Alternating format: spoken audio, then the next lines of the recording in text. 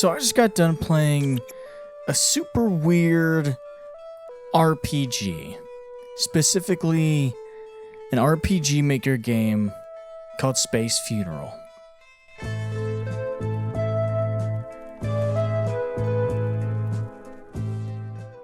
Space Funeral has been in the scene for quite a while now, and has quite the big name in the realm of RPG Maker games, and I just never knew about it until recently while just delving through itch.io, or itch.io, however you want to pronounce it. I've never really been big into RPG Maker games. I just wasn't never really my thing, and it was weird because I do enjoy turn-based role-playing games. Heck, I even played a little bit of the old classic Final Fantasies when I was growing up, but just I never found them enjoyable or captivating enough. Well, that was until I found myself playing all the way through Space Funeral. And not just all the way through, but also having a really short playthrough, finding an ending, and then playing back through it because I figured out there was more to it. This game was it was weird, but I love weird. I loved how almost psychedelic it was, how unique it was, how eclectic it felt. It was strange, it was kind of off the wall, you didn't really know what was going on, you had to piece it all together. And for me, I love that. I like when things don't just throw everything in your face, where the exposition isn't there, you have to figure it out yourself.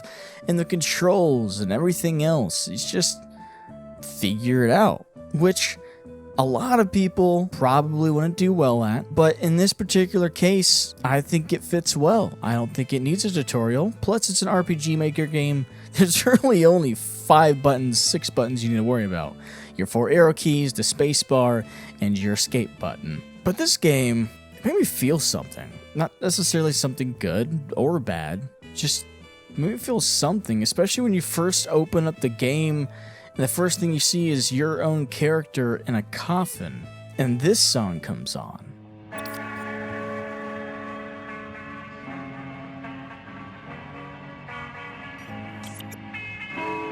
And you're just left with feeling melodramatic in a way. But it's not bad. It's kind of refreshing, actually. I can't explain it fully, but it just feels like you've been here before, and you don't know why. And that makes you want to play to figure out, why is this the opening theme? Why is this the first thing you hear inside the town? And then you leave and it doesn't end. In fact, when you're within Scum Village, that's all it plays. And it doesn't change until you either get on the river or you go into a whole nother area. And it's really annoying, don't get me wrong, but at the same time, it just fits so well. And you just can't explain why. It's probably because this whole scenery, the whole idea of this game is that what you originally once were, your original form, is no longer available. You are not what you used to look like. Nothing in this world is what it used to look like. It's a feeling of almost loss.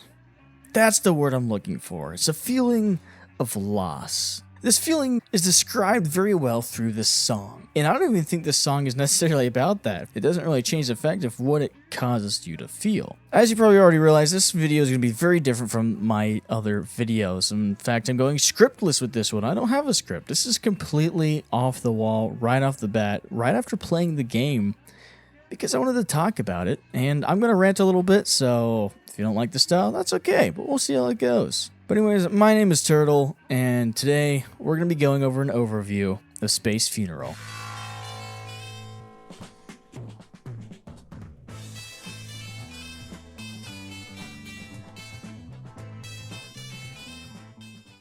Starting off, when you first open the menu of Space Funeral, you're kind of hit with something that you're not expecting. You get this creepy kind of zombie face looking at you with 3 options: blood, blood, and blood. And when I first looked at this, I didn't know what they meant. Turns out it's just your simple menu from RPG Maker, which is start game, load game, and quit game. But I didn't know this. I've never played an RPG Maker game. And then when you start the game, you're introduced to the world that is weirdly colored. You're not entirely sure what's going on. You see your character and your character again inside of a coffin in the same room. But once you leave your house, you realize that your house was the same zombie face in the very beginning of the game. You see more of them. Then you realize these are houses. Then you realize there's other creatures here, but they're not evil creatures. They're not trying to hurt you. They're just other beings of the village, other members, people who live there. And you go around and ask questions, you gain information from them, and then you go off on your adventure. And you can choose the path that you want to take, like any other RPG. You can go different ways. You can fight different things. My first playthrough, I didn't even get all the way through the game because I met with one of the first technical endings of the game, meeting with one of the big wizards. As you're traveling along, you go off on your adventures, you find new items, you level up your characters, you meet Leghorse, this kind of a jerk, really, honestly. He kind of just treats you badly. He thinks that he's the master of you, and that he tells you to obey all commands that he tells you, which, you know, can't really do much else than that, since the game kind of leads you that way. But it's just kind of interesting that the first character you get is just an absolute jerk, but honestly, kind of fits the character well. For some reason, he fits with it. And you like Leghorse. Leghorse is good. After finding Leghorse, you kind of go off and you eventually make your way to the raft, which will take you to Blood Caverns. And then once you get there, you find Grum, the wizard. And from there, you have a couple of different options. And this is where I met my first end. I am the wizard Grum. I understand you have a question for me. It's too late for you. However, I sense a mysterious fate in store for you. I can tell you more if you let me drink your blood.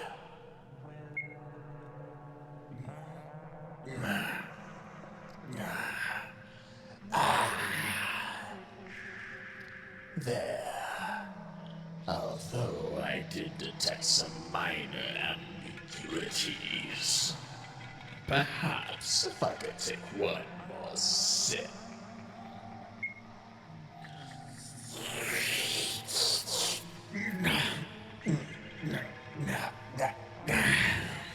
It's been a while since I've had fresh blood. Just one more sip.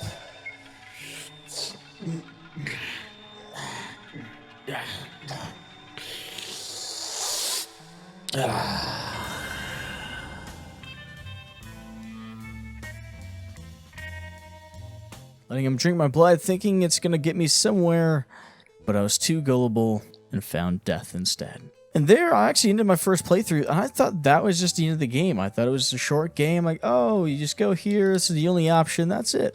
Well, turns out there's actually a lot more to the game. In fact, an hour to an hour and a half, depending on how fast you get through it, and maybe even 2 hours. Which, by the way, I do highly recommend you play this game. Like I said, it's only about like 2 hours of gameplay, and it's fantastic. As you're going through your adventure with the main task of basically restoring your form, restoring the world after everyone telling you that you're a lost cause, you eventually make it to the city of Form, your final destination.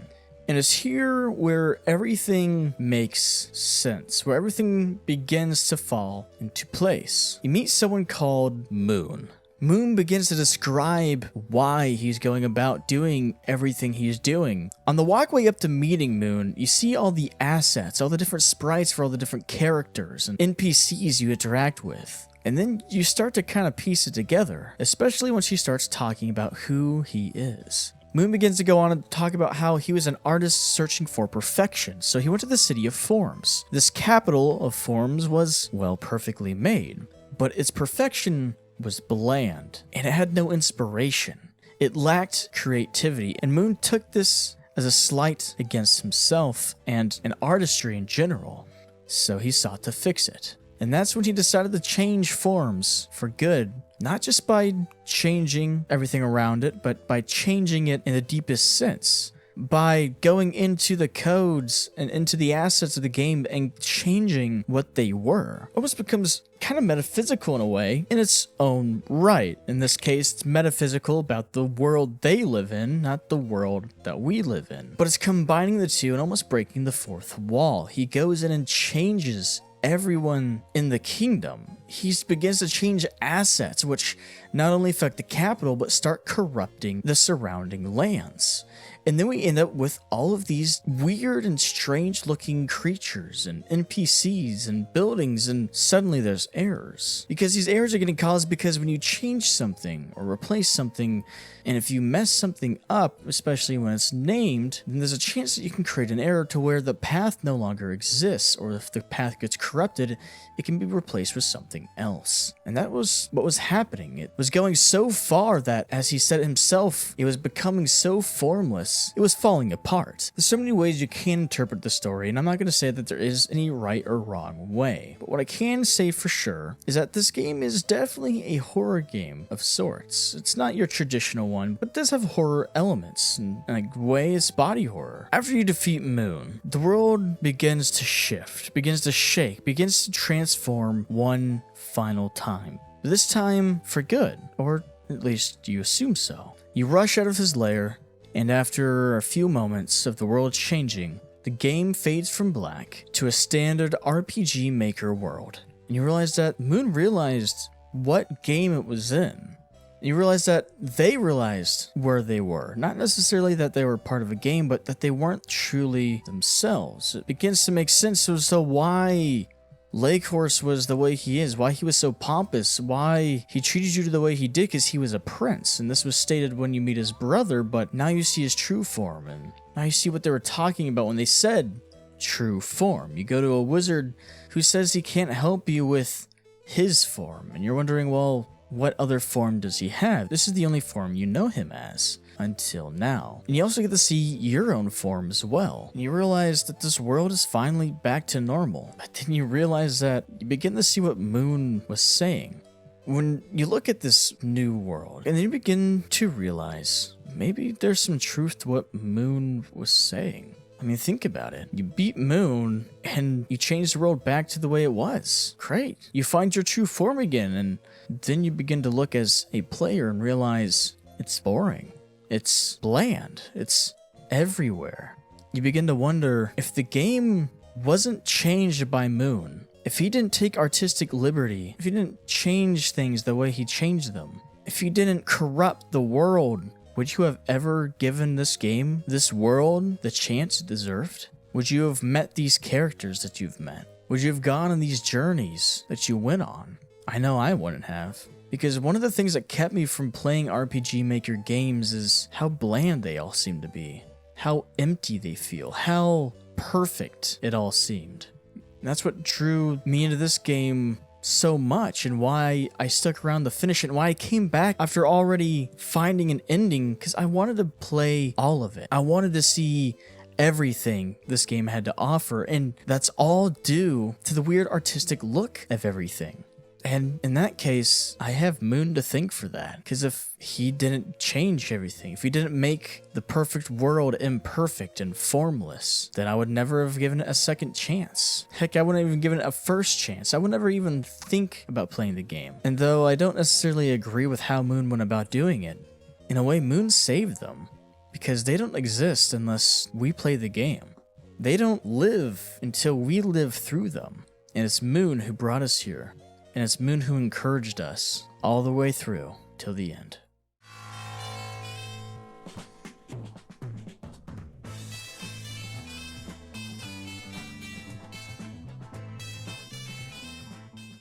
Hey guys, this is Future Turtle, and this segment's actually recorded after the fact. This was recorded the day after because it was kind of on my mind all day, this game was, and what Moon was doing, what he stood for, and it kind of bothered me that I almost connected to Moon in a way, and I didn't know why until it finally clicked. Moon went to the capital forms. It was perfect. Everything was formulated to perfection, and it bothered him. It felt like it was a slap to the face to creatives, to artists, to people who are trying to be themselves through artistic means. And that's when I made the connection. As someone who likes to make videos and post them on YouTube especially, it feels like if you don't make this video to this kind of standard and you don't have A, B, and C inside of your video, then, well, it's not going to be successful and YouTube's not going to push it in the algorithm because why would they? It's not going to sell because it's not part of this perfect formulation. It's not a piece. It's not going to fit in to this capital of forms that they have. It's the exact same realization that Moon had. And he wanted to be unique. He wanted to break out of that formula. And I connected to it because that's exactly what I'm doing with my channel. I wanted to make videos the way I wanted to make them. Not all of my videos are going to be the exact same. Case in point, this video is nothing like my last video, but it means something to me and I have passion behind it, so I'm going to make it the way I want to make it because that's what I enjoy doing. But because of this, because it's not matching this formula, because it's not getting made in the way that, because it's not being consistent with everything else I'm doing, there's a high chance that it's not going to do well and that YouTube won't like it because it doesn't fit within the perfect formulation. But I don't really know if this is what the creator intended this to mean, but this is what I got from it. And at the end of the day, that's kind of what art is about. Yes, as an artist, and yes, when you perform an art or when you create art, you do have an intention behind it that you want people to realize, but at the end of the day, art is just something that makes someone feel something, whatever it may be. It could be what you intended, or it could be something completely different. This is why music gets interpreted and used in so many different ways, even if the song doesn't necessarily represent what is happening. Case in point, with this very song in the very beginning of this game. The lyrics and the meaning have nothing to do with the context of the game, but the feeling it presents to the player fits perfectly for the feeling that I believe the game designer is trying to express. So whether or not this is what the artist meant by any of this, this is what I gathered from it. And this is my personal deep dive analysis into the game, but also into myself, into why it affected me so badly in a good way, and why it impacted me so much, despite being something so small in my life.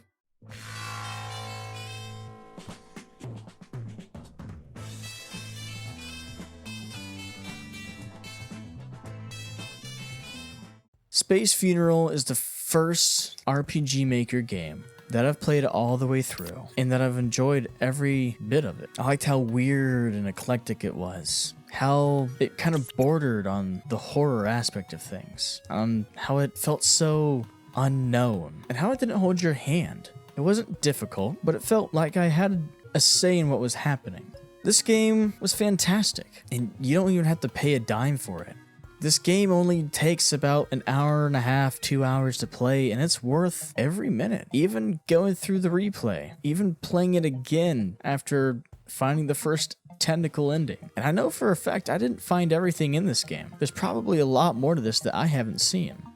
All in all, Space Funeral is a game I highly recommend that you check out, especially if you're a fan of the eclectic and weird and slightly psychedelic and maybe a little bit of the horror and psychological trippy kind of thing. And if you're someone who likes to look a little bit deeper into things and extrapolate more than what's probably there, then you'll love this as well. My name is Turtle. I know this video was kind of all over the place as I didn't write a script. This one just kind of, it didn't feel in the nature to have a script. I feel like it needed to be formless to fit the theme. So hope it was enjoyable for you. Hope you all appreciated the input. Hopefully it gave you something to think about. With that being said, go check it out. And don't be afraid to color outside the lines every once in a while. Have a good day.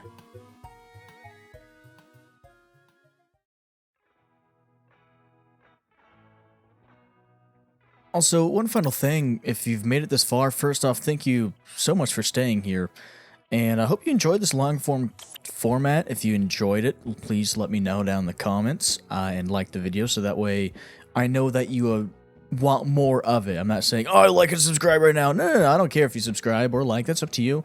It just helps me know like what you guys like and enjoy, and if this video is done well. If you have any good feedback for me, if I mess something up with the audio, or if you have a recommendation, let me know down in the comments. I do read those. I do respond to those. And most importantly, thank you all for 1,000 subscribers. I never honestly would have thought I would have gotten to this point. It may seem like a small milestone, but to me it's huge. I've been chasing 1,000 subscribers for quite a while now, so it's much appreciated. And I'm glad you guys are liking the new content I'm going into. I'm liking what I'm putting out more. and I just hope that I can continue to entertain you. Just thank you so much for watching and sticking with me, and I hope I can make your day a little bit better.